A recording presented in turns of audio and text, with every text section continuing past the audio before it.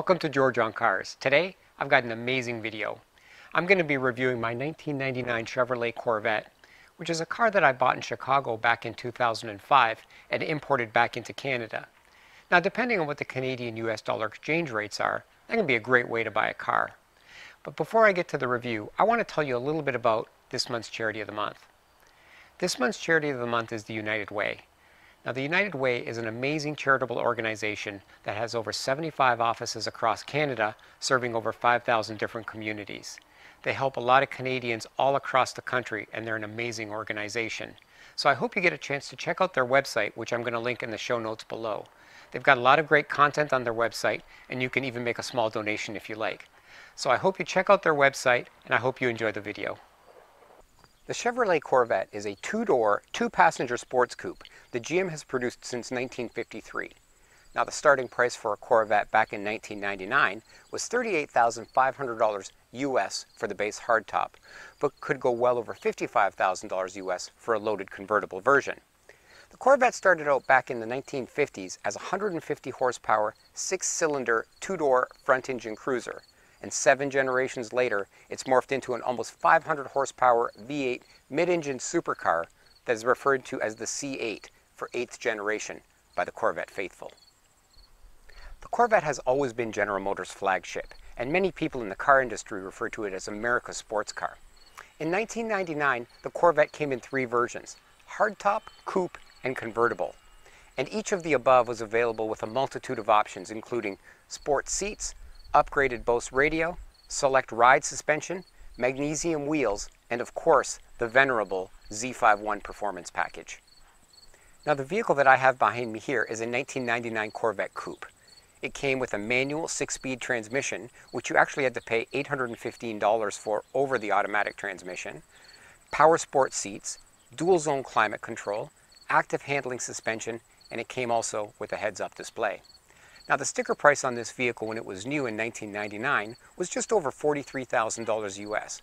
But you can find these on Auto Trader or Car Gurus with similar options for around $15,000, which is an incredible value for such a fun car. As you can imagine, I love the looks of the 5th generation Corvette. I really like the smooth, round features, and unlike a lot of cars of today, which have very rigid and firm lines, I also like the long hood on this vehicle, which is typical of GT cars. Front and center on the nose of the Corvette is the famed Corvette emblem, which has been on every generation of Corvette since 1953.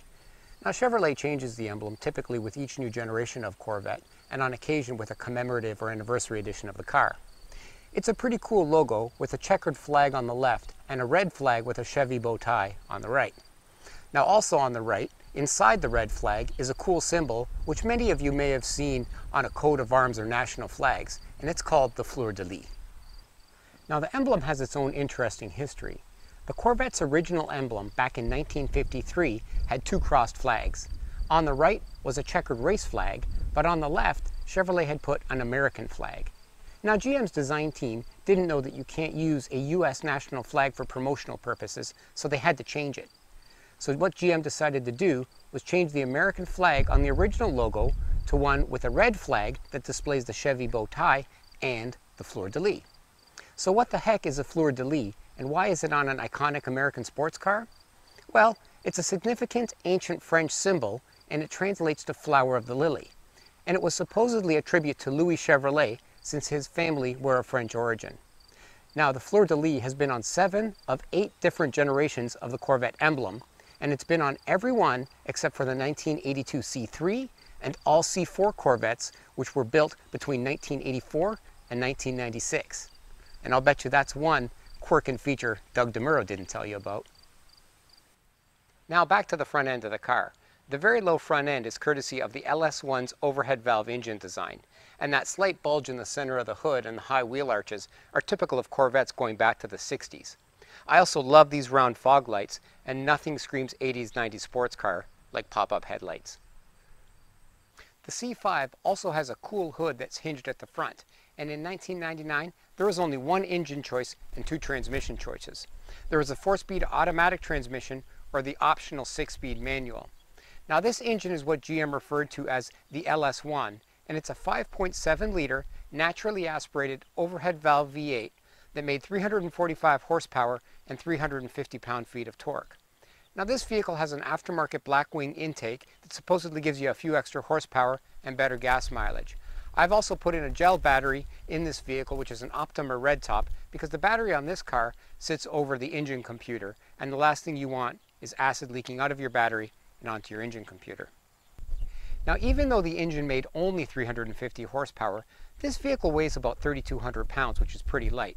So 0 to 60 times were under 5 seconds, and the quarter mile went by in just a tick over 13 seconds. Top speed on this vehicle was a pretty impressive 175 miles an hour. Fuel economy also for a performance car of this caliber is pretty good. You're going to get 18 miles in the city and 28 miles on the highway with the 6-speed manual, and 17 city, 25 highway with the 4-speed automatic. Now I'm going to start this vehicle up so you can hear the exhaust, and that's really the best part of any Corvette.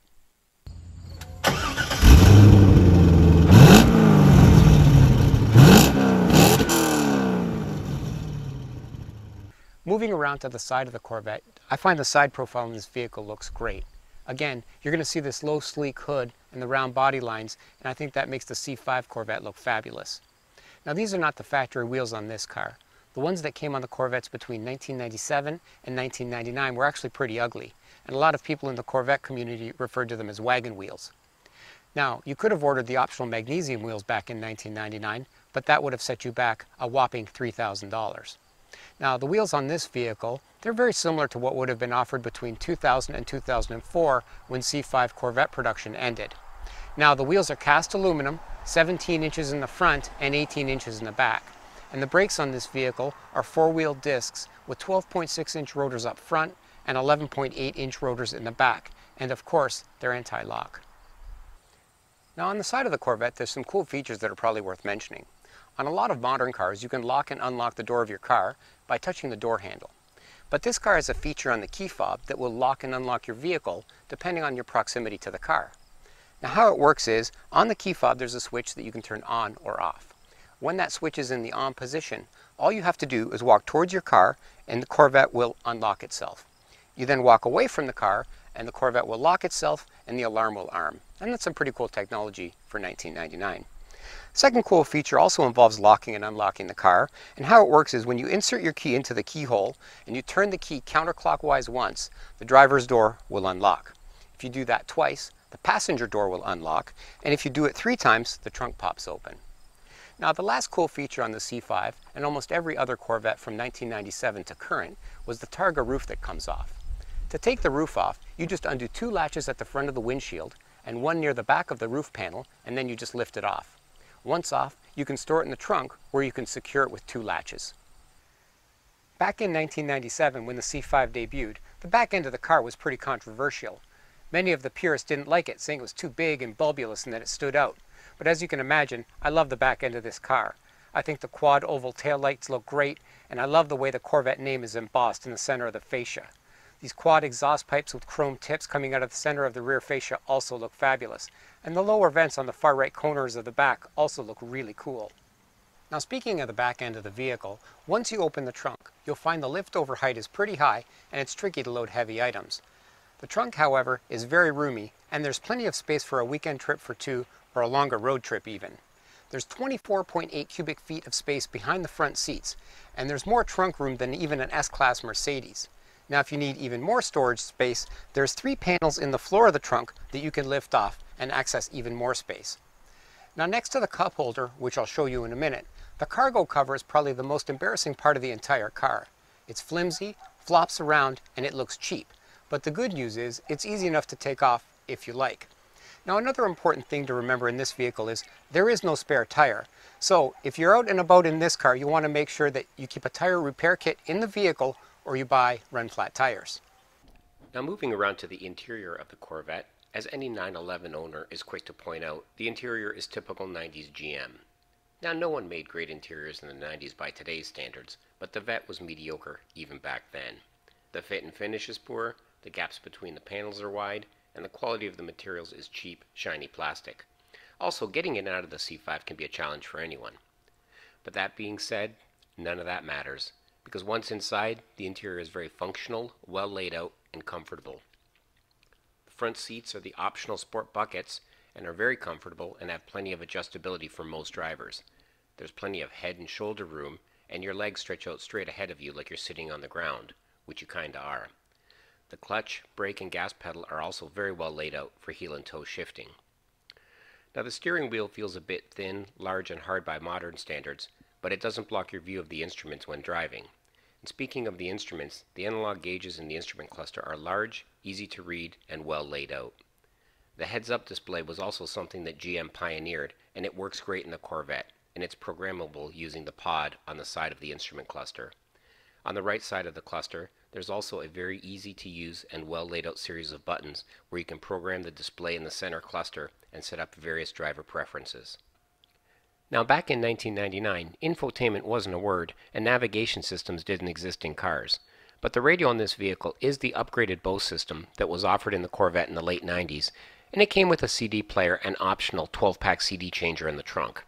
It has most of the typical functions you'd expect from a car back in the day and still sounds and works pretty well. The heating controls and ventilation controls in this car are simple and work great, and the AC unit cools the car down really quickly on a hot day. This vehicle also has the upgraded HVAC system with dual zone climate control. The center console in this car has an ashtray and a cigarette lighter, which isn't something you see nowadays, and it also has what's probably the worst coffee cup holder in the entire car industry. It's not very deep, and every time I've tried to use it, my coffee cup tips over, which is why I have one mounted on the passenger side of the vehicle.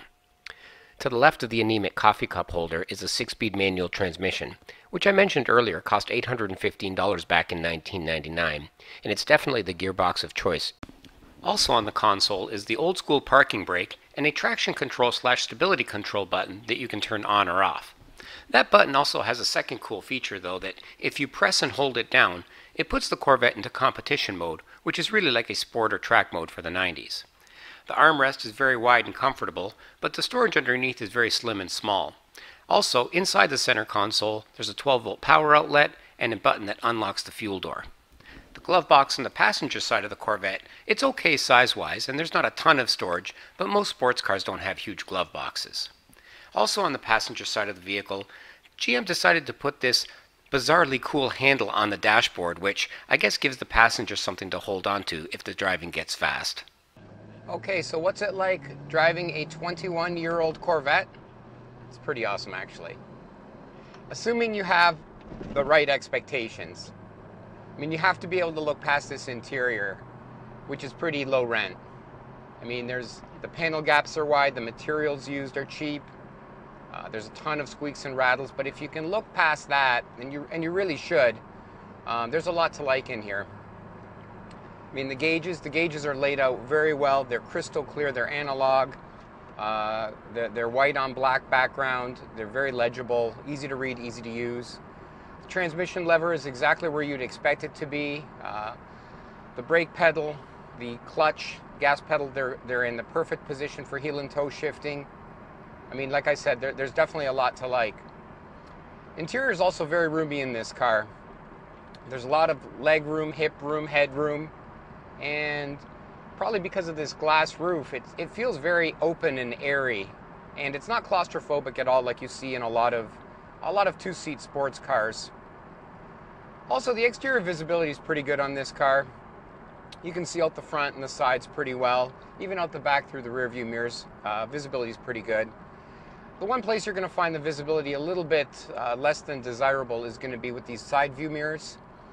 You get a bit of a blind spot because the side view mirrors on the Corvette are pretty small, but other than that, the visibility is quite good. Ride comfort. The ride comfort on a sports car is like this, as you would expect. It's a little bit firm, but it's not harsh or punishing. And considering the levels of performance in this car, the ride's actually pretty good.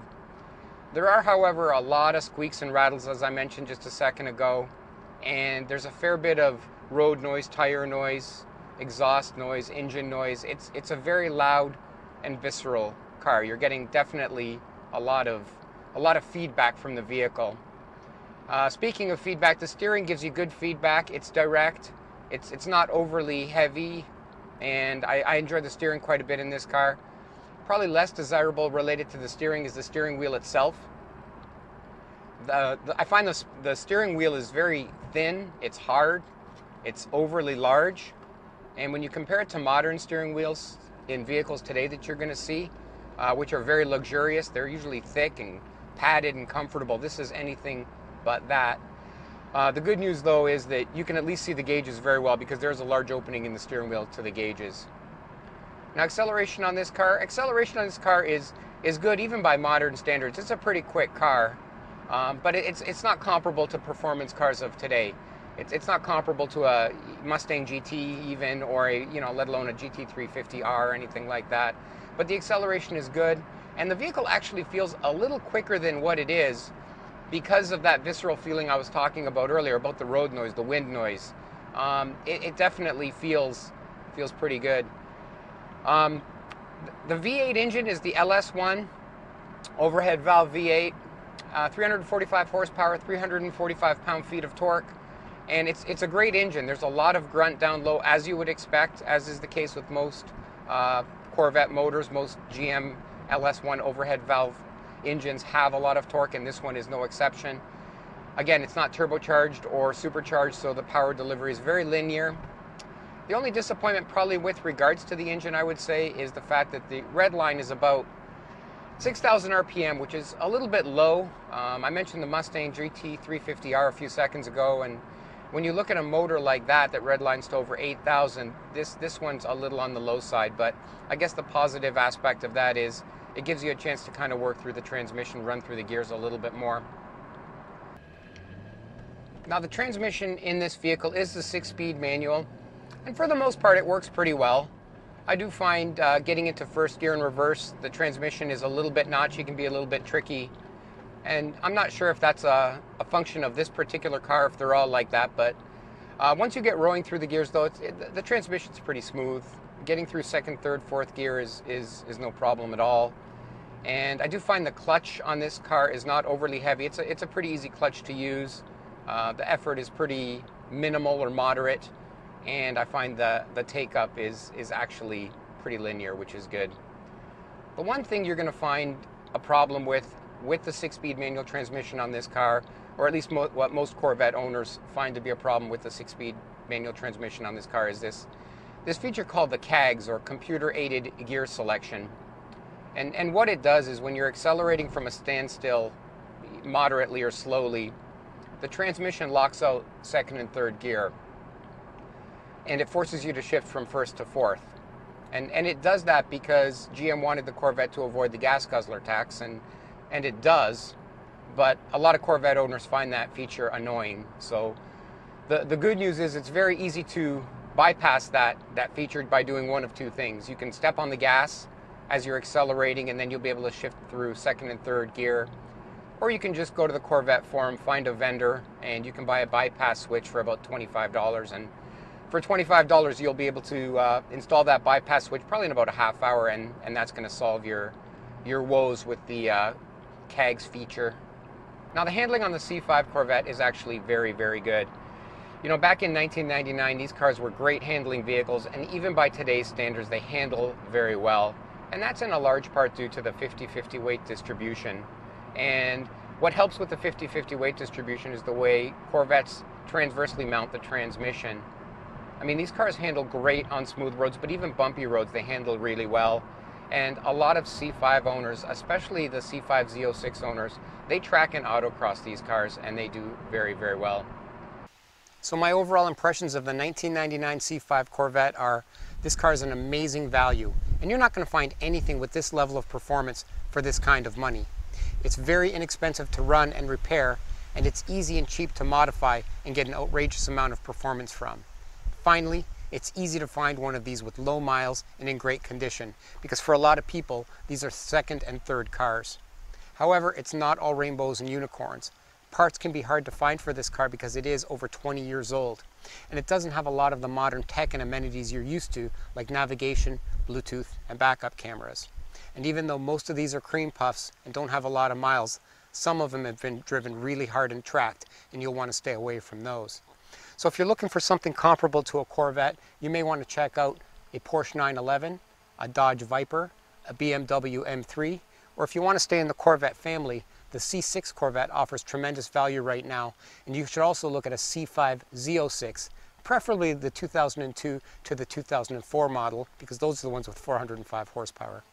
Now if you want to see some other great YouTube videos on this car, Doug DeMiro's done some good stuff. Savage Geese, Redline Reviews, Matt Moran, and Street Speed 717 has some amazing Corvette content. Well, that's it. That's my review of the 1999 C5 Chevrolet Corvette Coupe. Thanks for watching the video, and if you enjoyed it, hit like and subscribe. And more importantly, support the charity of the month if you can, even if it's just with $1 or $2. Thanks a lot, and we'll see you in the next video.